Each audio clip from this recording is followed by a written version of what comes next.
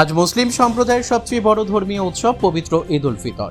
এদিন সকালে ইসলামপুর মেলা মাঠ ঈদগাহ ময়দানে মুসলিম ধর্মাবলম্বী মানুষেরা ঈদের নামাজ পড়েন। নামাজ শেষে একে অপরের গলায় আলিঙ্গন করেন এবং খুশির ঈদ উদযাপন করেন। তবে এবছর ঈদগাহ মাঠে বিধায়ক আব্দুল করিম চৌধুরী ছিলেন না, তবে সাধারণ মানুষ তাকেও ঈদের শুভেচ্ছা দেন এবং এই দিনটিকে কেন্দ্র করে আনন্দে মেতে ওঠে মুসলিম ধর্মাবলম্বী মানুষেরা। বলছি ঈদের শুভেচ্ছা আপনাকে এবং কি বলবেন আজকে ঈদের এই নামাজ পাঠ হলো এবং কি সাধারণ মানুষ সবাইকে কি বলবেন? সবাইকে আমরা ঈদ দেবো আর কি, শুভেচ্ছা এবং ভালোবাসা এবং ঈদ মুবারক প্রত্যেককে জানাই। আজকে আমাদের এই ঈদগাহতে আমাদের চৌধুরী সাহেব নাই, আমার কাকা, যার জন্য আমরা খুবই সবাই ফিল করছি যে না, ওনার অ্যাবসেন্সটা আমাদের লাগছে এখন খুব।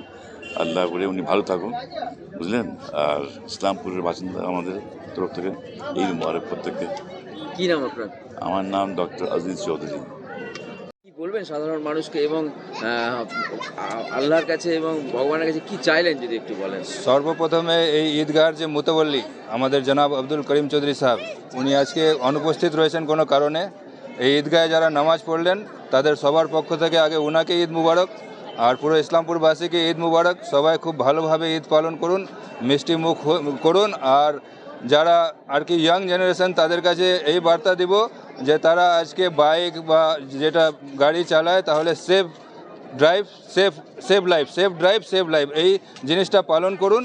কারণ প্রাণ যে আছে মানুষের, ওটা অনেক মহত্বপূর্ণ জিনিস, সেটাকে বাঁচিয়ে রাখতে হবে। আর খুশির সঙ্গে সবাই ঈদ পালন করুন।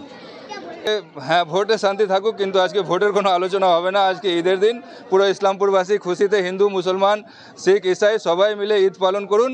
সবাই একে অপরের বাড়ি যান, গলা মিলিয়ে সবাই ঈদ পালন করুন।